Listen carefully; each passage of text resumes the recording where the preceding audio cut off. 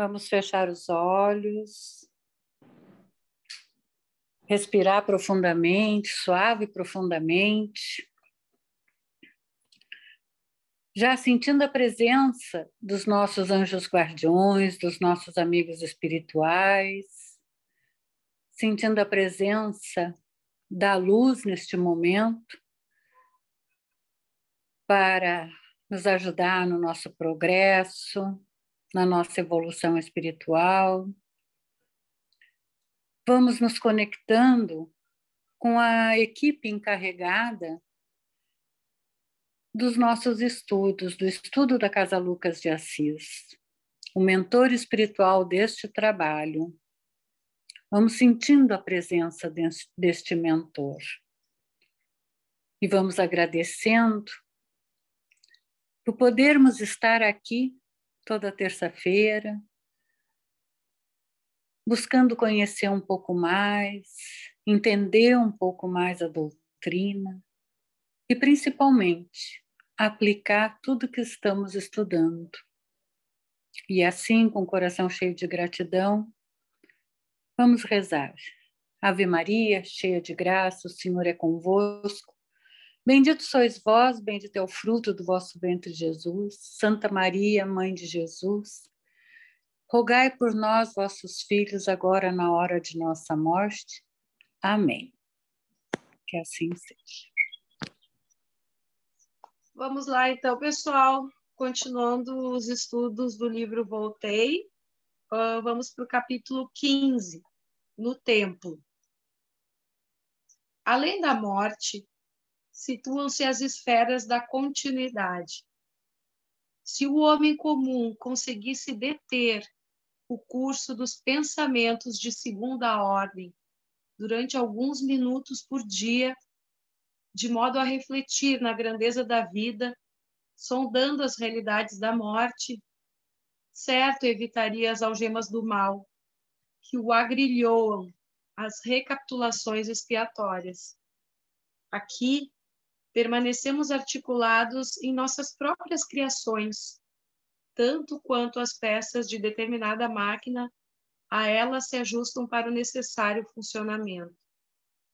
Quem se aflija na escassez de possibilidades materiais ou na angústia de tempo, faça o bem mesmo assim.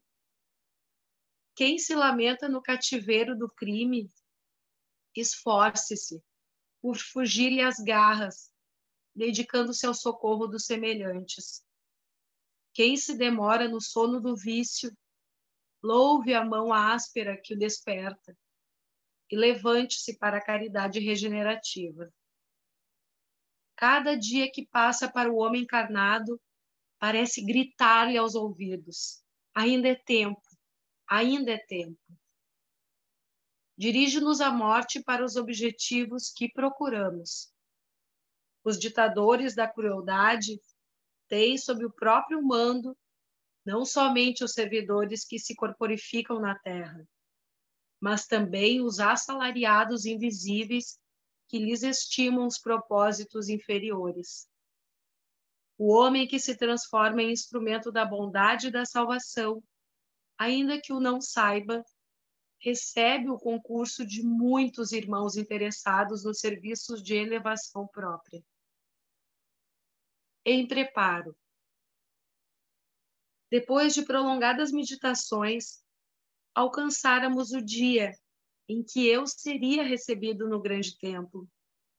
Marta e os amigos providenciaram todas as medidas suscetíveis de me intensificarem a felicidade. Crianças do parque transportaram enormes braçadas de flores, alvas como neve. E em nossa ditosa casa, música elevada se fez ouvir por várias horas, advertindo minha filha querida no sentido de manter a mente distanciada de todas as preocupações alusivas à experiência física. Seria abraçado por muitos amigos. Traçaria novas diretrizes para a luta e a preparação adequada constituía-me dever, informou a filha bondosa. Antes da hora prevista, Andrade veio até nós, avisando-me que à noite, efetivamente, solucionaria o meu problema de trabalho. Encontraria muitos companheiros, mas eu longe estava de imaginar que reveria a maior parte dos próprios espíritos com os quais havia convivido pessoalmente nas sessões e nos serviços realizados na Terra. Em pleno santuário. À noite, quando as constelações se derramavam no céu muito azul, todos nós, em alva roupagem, tomamos o caminho do santuário. No átrio fulgurante, esperavam-me muitos amigos do espiritismo brasileiro. Estenderam-me os braços e, não obstante envergonhado por não possuir um halo brilhante, enquanto eles todos se mostravam envolvidos em auréolas luminescentes, penetrei o interior. Subimos, até que num salão adornado e amplo, vários irmãos que eu não conhecia me receberam generosamente. Talvez inspirado por Marta, admirável grupo orquestral executou a Ouverture de la Gazza Ladra de Rossini. Com que emoção acompanhei a peça vazada em suave encantamento. Que saudades do meu antigo lar terrestre. A esposa e as filhinhas, educadas na elevada compreensão da arte divina, estavam vivas dentro de mim. Que imenso desejo de reuni-las de encontro ao peito e demorar-nos assim, unidos em espírito eternamente. Não contive as lágrimas copiosas. Cessada a melodia, extenso grupo coral de meninos orientadores entoou o formoso hino intitulado O Irmão que Volta de Longe.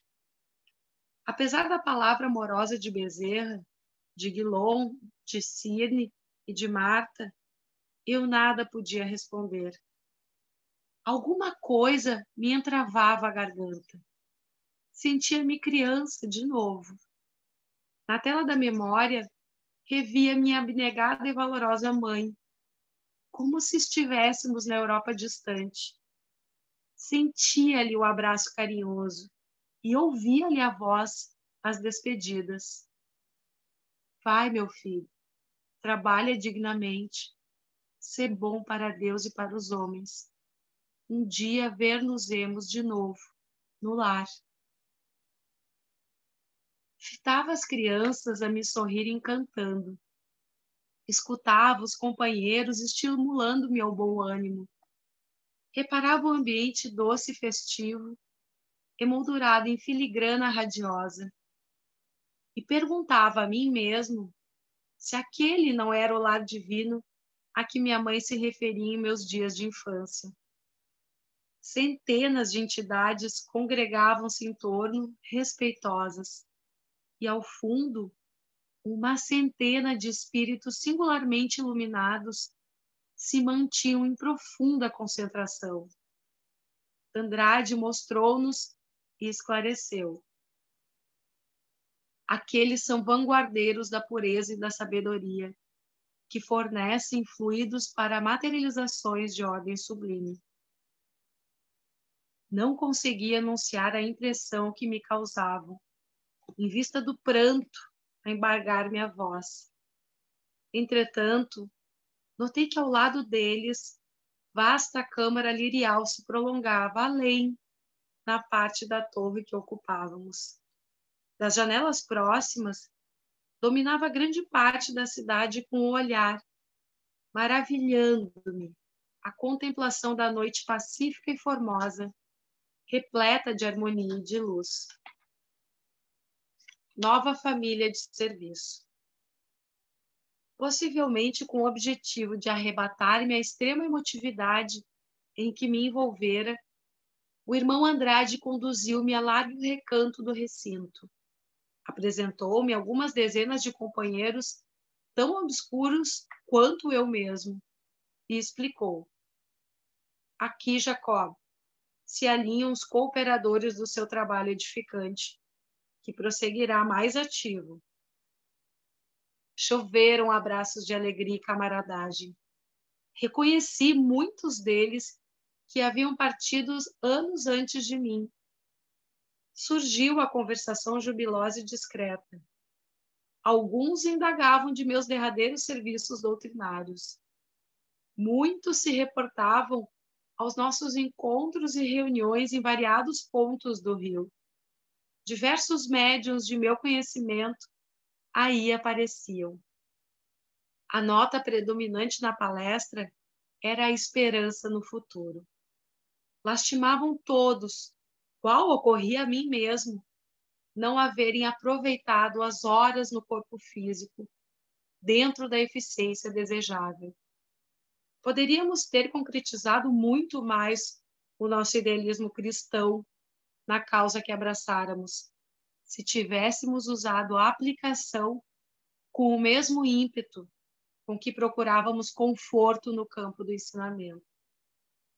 Enfermos em cujo tratamento cooperara, através de passes, enalteciam a fé com que se haviam separado da carne e exprimiam um júbilo com que aguardavam a possibilidade de auxiliarem os entes queridos, ainda presos aos círculos terrestres. Dentro do meu ser vibravam incentivos novos. Não merecia semelhantes demonstrações de confiança e apreço, mas reaprenderia as lições. E, se as autoridades superiores nos permitissem a congregação para o serviço útil, poderiam contar com as minhas energias apagadas e humildes. Certo velhinho, que se afirmava assistente de meus trabalhos em Botafogo, informou-me de que muitos dos presentes eram elementos evangelizados em nossas próprias reuniões e preces. A maioria fora trazida de múltiplos lugares, depois de longas tarefas e provas de reajustamento, a fim de juntos recomeçarmos o trabalho. Elucidou Andrade que eu poderia continuar repousando ao lado de Marta por mais tempo e que, no instante oportuno, mobilizaria o grupo na assistência fraterna a que me dedicara nos últimos anos da experiência carnal, para que a desencarnação não me impusesse intervalo ruinoso às atividades. Abracei os companheiros um a um, extremamente comovido, e expliquei que não iriam trabalhar comigo, e sim eu próprio é que seria colaborador deles. Seríamos um conjunto de servos do bem, procuradores da luz no serviço digno. Constituiríamos uma só família, em nome do eterno amigo e nosso Senhor Jesus. Momentos divinos. Voltando à presença de Guilom e de outros amigos, reparei que o silêncio se fez profundo e indefinível. Bezerra, nimbado de intensa luz, tomou lugar entre a grande assembleia e o conjunto de irmãos que oravam estáticos, e alçou ao Mestre Divino sentida a prece. As palavras dele caíam-me na concha do coração, quais fagulhas de um fogo celeste, a sacudir-me as fibras mais íntimas, sem destruí-las. Rogava magnânimo a Jesus me fortalecesse e me inspirasse dentro do novo ministério. Tão excelsas eram as expressões de súplica que estranho fenômeno se produziu ante meus olhos assombrados. Ao toque da oração, os amigos iluminados se fizeram mais radiantes e mais belos, e as flores do recinto, como que nimbadas de oculto esplendor, passaram a irradiar maior brilho. As lâmpadas ali eram as almas inflamadas de amor, e a claridade a derramar-se, intensificada e divina, não alarmava o coração. Pétalas de fluidificada substância azul começaram a cair sobre nós, portadoras de delicado aroma, e se desfaziam de leve em nossa fronte, como se obedecessem a um amoroso apelo formulado pelo sublime irmão. Marta amparava-me, porque as lágrimas de ventura, embora tranquilas, me faziam vergar abatido e trêmulo. Quando Bezerra terminou, intraduzível maravilha. Na câmara alva surgiu de repente uma estrela cujos raios tocavam o chão. Tão comovedoras vibrações se espalharam no recinto que não suportei a companhia dos iluminados. Afastei-me instintivamente para a faixa que se recolhiam os companheiros de organização opaca. Marta seguiu-me, simbolizando um anjo guardião pressuroso e eterno. E lembrando a hora em que a vi, carinhosa e linda, nos serviços de materialização do Pará, em 1921, enquanto eu ainda vestia a carne física, ajoelhei-me humilde no que fui por ela acompanhado. Quilom e os outros me fitavam com lágrimas e, contemplando a estrela que começava quase imperceptivelmente a tomar forma humana, gritei em pranto que eu não era digno daquelas manifestações de apreço, nem merecia a visita divina que principiava a revelar-se. Fortalecido por sobre-humana coragem, confessei as minhas faltas e salientei os meus defeitos em alta voz, abertamente, sem omitir erro algum. Declarei que, por mim, falava a sombra em que me envolvia, e afirmei que não devia ser examinado por amigo, e sim julgado na qualidade de réu, passível de justa condenação. Comovidos, talvez, pela exaltação a que me entregara, Guilom, Saião, Cirne e Schutel deixaram a posição que ocupavam, vieram ter conosco e, reerguendo a mim e Marta, emocionados, sustentaram-nos de pé nos braços desvelados e amigos. Final de capítulo. Bem, a gente vê assim, nessa passagem assim, a grande importância, só num parágrafo desse aqui que fala aí tanto da origem dele em 1921, vocês lembram lá da parte inicial desse livro, e até que a gente colocou a história do Friedrich Figner. Ele veio para o Brasil por volta de 1910, 1912, né? E ele já tinha lá conhecimento do Thomas Edison, aqueles inventos, é que ele vem e funda a Casa Edison, e ele era judeu, ele não era espírita, não era católico, ele era judeu, de família judia, né? Ele era europeu.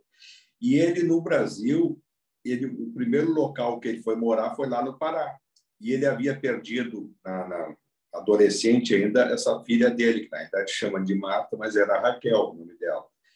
E ele, até então, judeu, lá no Pará, assim, mais ou menos assim, não vou dizer revoltado contra Deus, mas descrente com a vida, dizendo assim, pô, mas que vida é essa do Deus que eu fui acostumado na cultura familiar dele, religiosa, de acreditar em Deus sob a ótica do judaísmo, e até que alguém convida ele para uma sessão espírita. E ele vai, em 1921, ele vai até uma casa espírita no Pará, e lá houve, depois, durante essa sessão, em algum momento, a materialização, e aí teria que ser materialização mesmo, porque, olha, um homem judeu, descrente com a vida, um extremo, assim, uma angústia pela perda da filha, não vou dizer revolta contra o mundo, mas assim um vazio existencial, e que não havia naquele momento, naquela situação, prova divina de provar para ele a imortalidade da alma do que a materialização da própria filha. E houve esse fenômeno de efeitos físicos daquela sessão, em 1921, a filha dele se materializando para ele. Ali é a grande transformação dele, né? Ali ele passa a se interessar muito mais pelo espiritismo, estudar todas as obras do Kardec, todo o Pentateuco, estudar, não é só ler, né? Ele estudou profundamente, voltou para o Rio de Janeiro, e aí em São Paulo ele colocou a matriz das lojas dele, Edson, lá, e voltou para o Rio de Janeiro e tal, e aí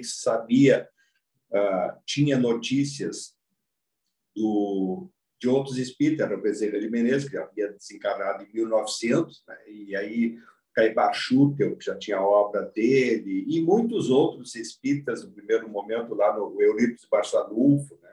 E mais adiante ele toma conhecimento da mediunidade do Chico Xavier. Ele já é um espírita já convicto, e aí ele vai conhecer o Chico Xavier, já também com sucesso empresarial, um homem já rico, bem abastado. Ele passa até a ajudar muito o Chico Xavier, porque ele tinha os filhos, os irmãos do Chico Xavier, que eram 12 irmãos, tá? Uma família muito pobre, tinha perdido a primeira mãe, né? E a segunda mãe, que depois ele teve aquele intervalo que foi criado pelaquela tia que torturava e tratava ele muito mal. E ele, então, se dedica ao espiritismo sempre com a visão no Chico Xavier, né? Então, ele fazia periodicamente visitas a Pedro Leopoldo e mantém com ele uma excelente relação. E aí, o que acontece, assim, sob o ponto de vista agora, de a gente estudar essa parte aí, de novo, ele faz o comparativo dele com a luz dos outros espíritos, dos médiuns que trabalhavam com ele e que ele tinha conhecimento em consequência, né, assim, da atividade dele no mundo espírita, na Federação Espírita, e saíram aqueles que desencarnaram, aqueles que tinham luz e ele não tinha. Tudo que ele tinha feito, aquela transformação dele, ajudava, se dedicava, estudava profundamente, procurava fazer as palestras à luz do conhecimento profundo, e aí os outros com luz e ele sem luz. Ao mesmo tempo que a gente até referiu a semana passada, ele estava muito comparando o que ele tinha, que ele era naquele momento como espírito já, e os outros.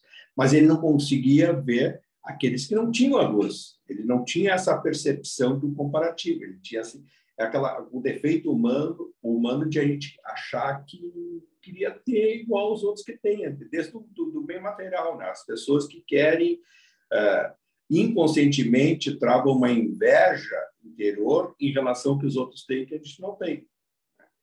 E aí vamos trazer para a nossa situação. Assim, lá ele é recebido por todos aqueles que a gente viu na primeira fase, até o Bezerra de Menezes, outros, e até tinham outros espíritos que passaram por dificuldades de adaptação no plano espiritual, aquele homicida, aquela professora que tinha uma luz fenomenal e ele não tinha, então ele comparava essas coisas.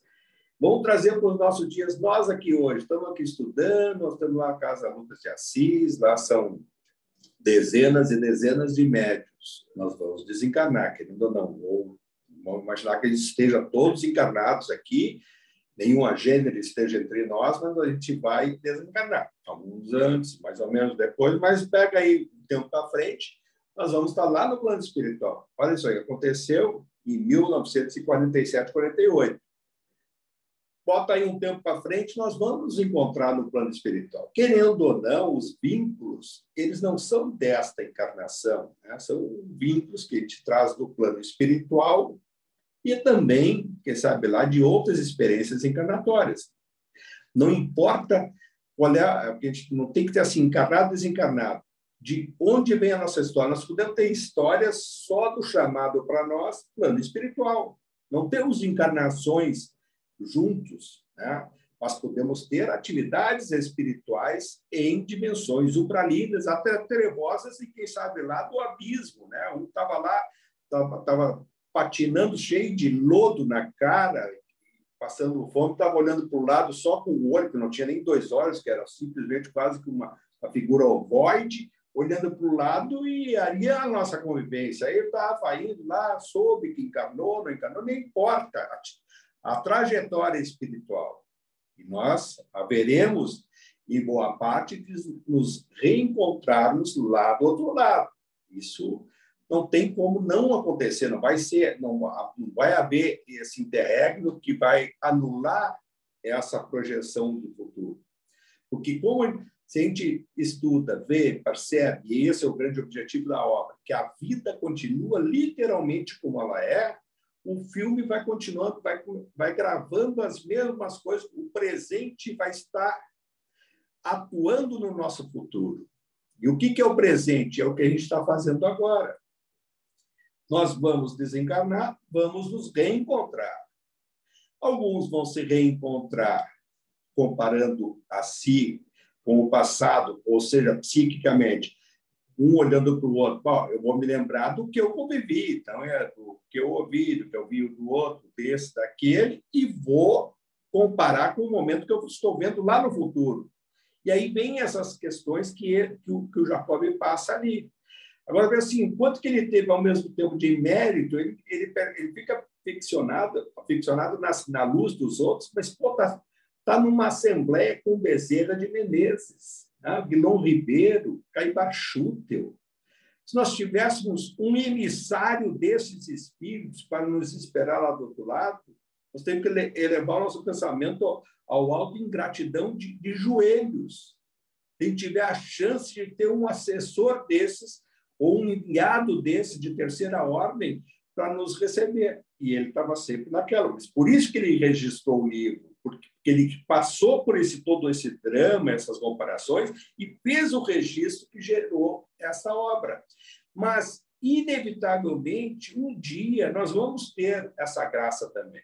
Pode não ser logo na nossa partida, na nossa próxima desencarnação, ou pode ser mais adiante, mas muito provavelmente nós vamos ter esse momento que é a finalização aqui do que ele diz assim, neste tribunal da consciência, quer dizer, querendo ou não, a nossa consciência clama para que no outro lado haja um tribunalzinho que escute as nossas faltas. A gente, quando era criança, acho que até a questão de vício religioso, a gente ouvia falar que Deus anota no seu livro, lembra aquelas coisas?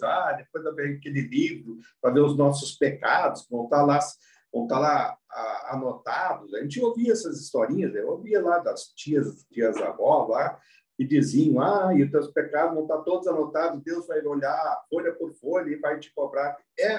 É uma simbologia, mas não deixa de ter razão, é assim que se dá. Alguns contam espíritos quando desencarnam e que passam um filme muito rápido, por isso a benevolência do momento do moribundo, aquele que está algumas horas, alguns dias, algumas semanas, convalescendo e muitas vezes vai desencarnando aos poucos, passa aquele filme todo para que o espírito tenha a condição de organizar os seus méritos, as suas virtudes e as suas faltas, e os pontos necessários desse auto-perdoar e perdoar a quem te tenha ofendido. Por isso que, muitas vezes, até aquele momento do desencarne, que vai levar algumas horas, alguns dias, a presença, muitas vezes, da discordância da sua vida, do familiar, uma situação ao qual esteja ligado, liberta muito, tira muito peso daquele espírito se ele tiver a chance de realizar o perdão, pedir o perdão. Ele tem que dizer, pedir perdão para alguém que ele possa ter ofendido, e assim sucessivamente. E isso vai se dar, a gente vê assim, de quantos relatos de desencarnados que dizem que passa esse filme e que ficam quase que desesperados em que passe o filme e consiga metabolizar aquela situação enquanto encarnado. E quando chega lá do outro lado, parece que perdeu o fio da meada, aquela coisa, não é mais aqui que eu tenho que sentir isso. E esse vazio, olha ele que era ele, com os seus erros, e todos nós temos os nossos erros, que ele estava se desesperando a cada vez que aquela luz que ele via dos outros, era o inconsciente dele, sabia por que não tinha luz, sabia por que não irradiava aquela luz ao qual ele via dos outros. E tinham alguns fatores que ele segurava para ele enquanto encarnado, e que colocava a máscara, a persona, aquela máscara que ele utilizava, e que parecia não ser visível, e não era, aos encarnados, e só aparecia aquele homem bom, e tinha boas intenções, e praticava o bem, e praticava, mas tinha algumas situações interiores que ele guardava para si, e que algumas ele alimentou como um determinado orgulho, alguma vaidade, em outras situações, e também situações anteriores ao período esse de transformação dele, que ele passa a ter uma vida diferente a partir de 1921, não foi de graça, que ele colocou ali a data, o ano, que é o marco, seria ali para ele a estrada de Damasco dele, aquela transformação, mas não apagou os seus erros, e durante essa trajetória ele também foi cometendo outros deslizes que ele achava de menor importância, porque ele achava que estava sendo compensado, porque ele se dedicava, ele fazia o bem, ele estudou, ele multiplicou, fez, tanto é que tem todos esses méritos que foi recebido por uma equipe espiritual num quilate de Bezerra de Menezes, mas a consciência dele, a lei de Deus, a lei da perfeição, acusava, como acusa qualquer um de nós. Se nós tivermos a chance de procurar, antes desse momento do desenlace nosso, que vai acontecer de novo, não sabemos quando, mas de fazer esse reexame nosso, dos nossos equívocos cometidos, e procurar catalogar coisas que não precisamos contar para ninguém.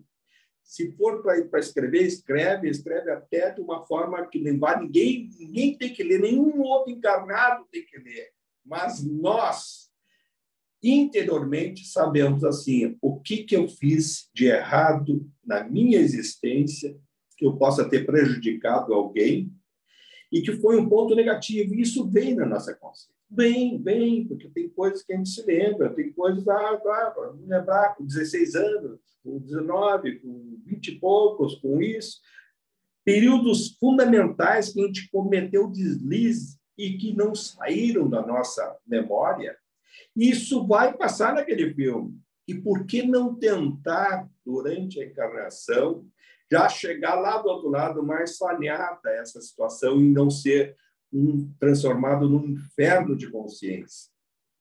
E quando nós chegarmos lá do outro lado, que porventura tem coisas que nós realmente nem devemos, durante a encarnação, transformar numa evolução, que muitas vezes o outro lado não tem a mesma compreensão de estar preparado para esse perdão, mas o auto-perdão, já sentindo os efeitos do equívoco cometido durante a encarnação, ao chegarmos lá, os espíritos nós não temos como fugir. A nossa consciência ela é plenamente captada por esses espíritos superiores, não precisa nem falar. Eles sabem, mas sabem que, fraternalmente, a lei do perdão é a lei da evolução, é a lei da vida, é a lei de Deus. E já a providência interior de querer sanear aquele erro cometido, ou se está lá no seu inferno, errou, o arrependimento, já colocar na sua listinha mental, olha, errei em tal ponto, com tal pessoa, se eu pudesse voltar no tempo, não teria feito isso, se eu pudesse dizer para o fulano, perdão. Tem coisas que, se durante a encarnação a gente vai cavocar lá do passado e tentar reaproximar pelo perdão, provoca uma ferida.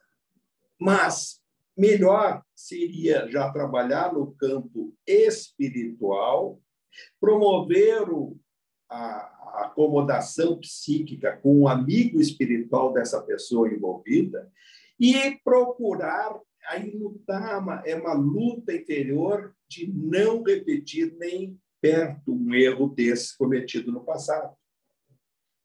Vamos dar exemplos. Senão é difícil para não vai falar assim, tem pessoas que cometeram deslizes, tem um crime, né? E aí vai lá, que não tem mais oportunidade de reparação, e se fosse dizer, teria o aspecto social e tudo, da evolução, sob o ponto de vista familiar, social, mas não vai fugir do tribunal do crime da consciência. Uma traição a um amigo, ou uma traição no matrimônio, ou uma situação que já ocorreu no passado, vai estar agora abrindo essa ferida agora? Não vou repetir tal coisa, mas eu gostaria de lá adiante já preparar, porque vai ter um dia de reencontro lá do outro lado, que este fato vai ser retirado o véu e este público, olha o que ele fez, toda aquela angústia dele foi de ele ter a vontade de, publicamente, a todos aqueles, ele externar os seus erros cometidos no passado recente, na última encarnação. Isso é uma coisa impressionante, mas é uma coisa que nenhum de nós vai escapar. Pode escapar sob um ponto de vista de estar tão atormentado do outro lado que reencarna novamente para dormir a consciência e vai acumular lá para diante. Mas vai encontrar os seus erros. Isso que eu ia falar que esse processo interior é tão importante, bem por isso que tu falou, pode ficar no mundo espiritual e a gente volta com aquela melancolia, com aquela culpa, aquela sensação de culpa, de consciência culpada, que até abre as portas para a obsessão, né? Porque os obsessores eles pegam pela culpa. Quando a culpa é tão profunda, vai ter um transtorno obsessivo e até autista. Tá? Tão profunda, não pode se ver no espelho. O autista geralmente não quer se ver no espelho, né? Não pode nem se ver. Tem medo até da própria encarnação, porque a culpa é profunda e não conseguiu nem trabalhar isso. Um dia vai adiante, vai abrindo lá. Porque não adianta, a lei da vida é essa. E então, a representação do simbolismo, da coisa, é essa essência. É difícil, até para um espírita vai estudar isso sob a luz, ele acha assim, é aquela coisa, é Jesus, é Francisco de Assis, o irmão Jacó, ali é a lei. A lei está ali. Ele fala, e tem outras obras, se a gente for ler, o que aliviou todas, até eu já li os livros da Umbanda, aqueles livros do Saraceni, o Cavaleiro Estrela da Guia, lá, aqueles lá, que davam aquela situação que eles iam rememorando lá da época da escravatura, ele dizia assim, aquele senhor do engenho que torturava seus escravos, que fazia isso, fazia aquilo, intrigas, tanto da política, no ramo familiar, social. E aí o tormento que o espírito chega em algum momento que ele tem um pouco de consciência de externar. Eu quero abrir a minha vida agora aqui para você, mas vai ter que estar consolidado alguma situação de sentir o alívio, mas a certeza de que aquilo vai crescer espiritualmente. E vai ter compreensão do outro lado. Nós não temos, durante a encarnação, a condição de abrir todas as coisas. Não temos, porque a ruptura, porque o nosso meio espiritual não está preparado por isso. E aí, quando fala assim, tem o lado obsessivo, né? E vai ter assim, o adversário do outro, do terceiro, e a tendência até de parte das pessoas que vão assistir a isso é de convocar está querendo ser o santinho, aí vai convocar os obsessores, diz, eu já vi pessoas querendo dar assim o jogo da verdade, sabe, aquela coisa de querer dizer tudo para tudo, achando que está sendo sincero, mas o meio não é sincero. O meio não está na mesma vibração. Ele, nesse ambiente ali, estamos todos na mesma vibração, a vibração do perdão, auto-perdão.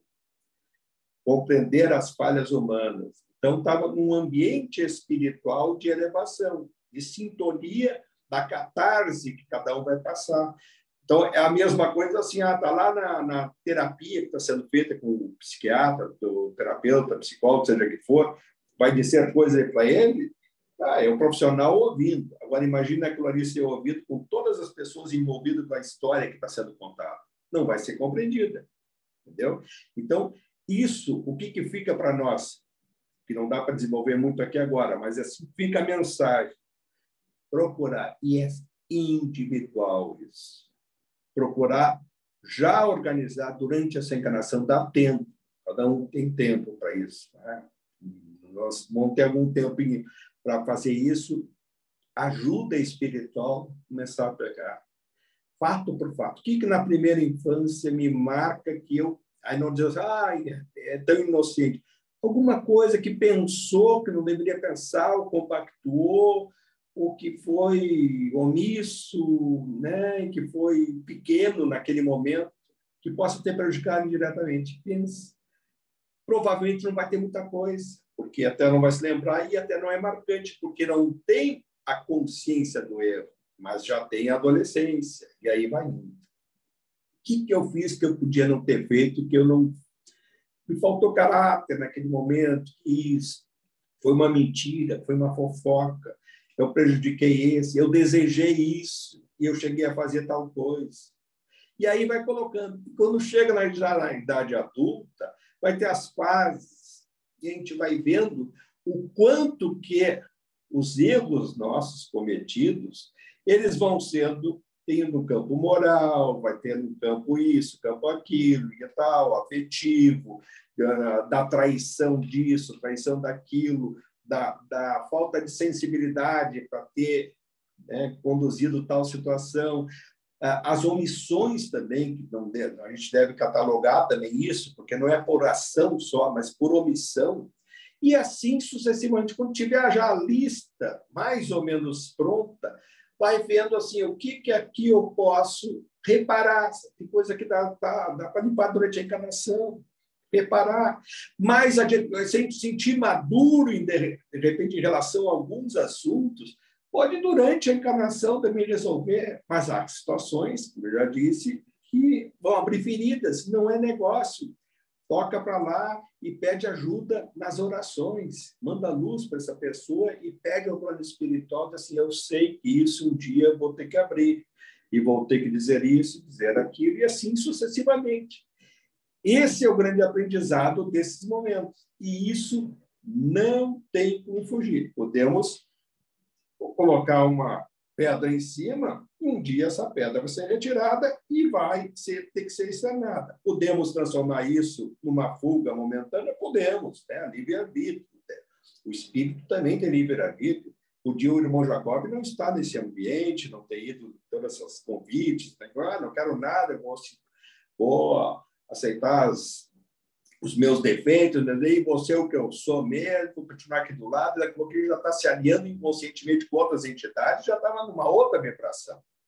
Mas não, a proposta dele foi outra, e de colocar de uma forma sistemática e persistente a questão da luz. Vejam só que ele vai, fica, e agora chega um momento que ele é julgado na qualidade de réu.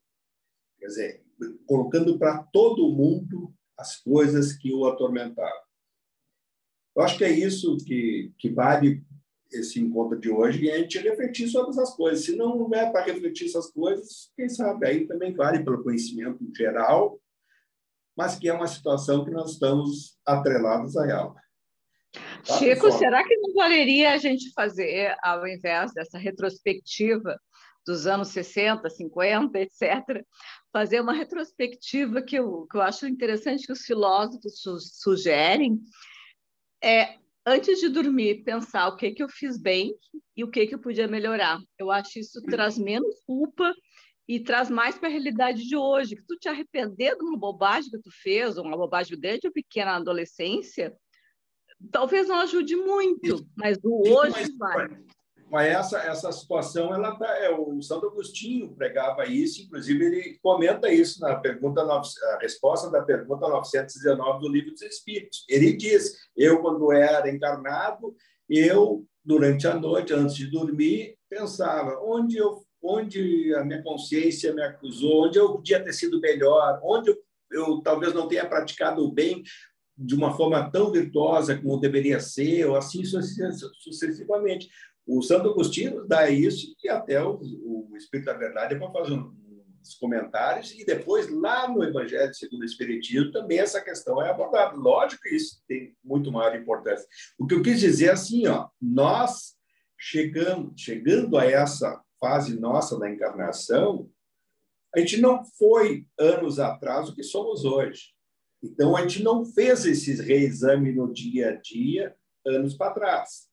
O que eu digo assim é pegar fases da nossa existência aqui encarnada, enquanto estivermos encarnados, e já na consciência, no pensamento, saber que do outro lado tenho que reparar tais coisas. Vai ficar muito mais fácil, muito mais fácil. Vai aliviar muito mais, porque o que possa atormentar a gente lá do outro lado já vai estar na nossa memória presente lá como espírito, de achar assim, sei, quando a gente estiver diante de um amigo espiritual, que coisa boa, tá lá se a gente for lá, né, recepcionado num hospital, numa área de recuperação, e ter algum espírito, e basta olhar para o espírito, se a gente sentir uma atração psíquica, uma leveza espiritual, é um amigo espiritual. Sente, do outro lado, olhar para um espírito e sentir repulsa e sentir uma situação densa, não é um espírito de cima. Então, essas coisas até a gente tem que dizer, porque na hora do desencarne também tem, então, tu vai, segue os conselhos do outro lado, tem conselho que não é para seguir. Mas como é que eu vou saber?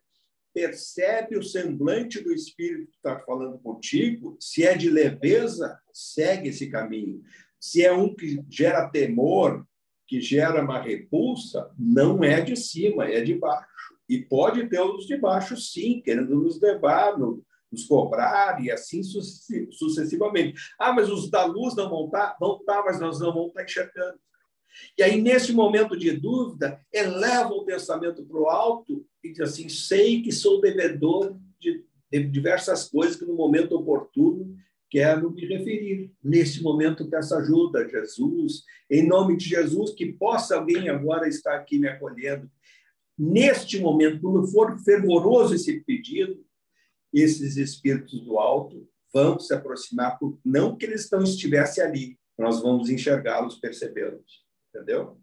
Então, acho que é isso. Claro que o assunto é bem mais amplo e a gente vai sempre procurar pegar um prisma em relação à vida como ela é, sob o ponto de vista espiritual, à luz do Evangelho de Jesus. Nós vamos levar, então, nosso pensamento ao alto e agradecer mais uma vez, mais uma semana de estudos, de reflexão, agradecer aos espíritos superiores que sempre nos inspiram, que nos levam a essa grande reflexão. Mais do que isso, agradecer a todos aqueles que passam essas obras, essa literatura, sobre uma realidade do plano espiritual que muitos no passado não tiveram essa chance, ao qual cada um de nós tem de melhor refletir e melhor saber como agir para atingir os objetivos da benevolência. Pai nosso que estais no céu, santificado seja o vosso nome. Venha a nós o vosso reino, seja feita a vossa vontade, assim na terra como no céu. O pão nosso de cada dia que nos dai hoje, perdoai as nossas ofensas, assim como nós perdoamos a quem nos tem ofendido. E não nos deixeis cair em tentação, e livrai-nos de todo mal, Senhor, e que assim seja.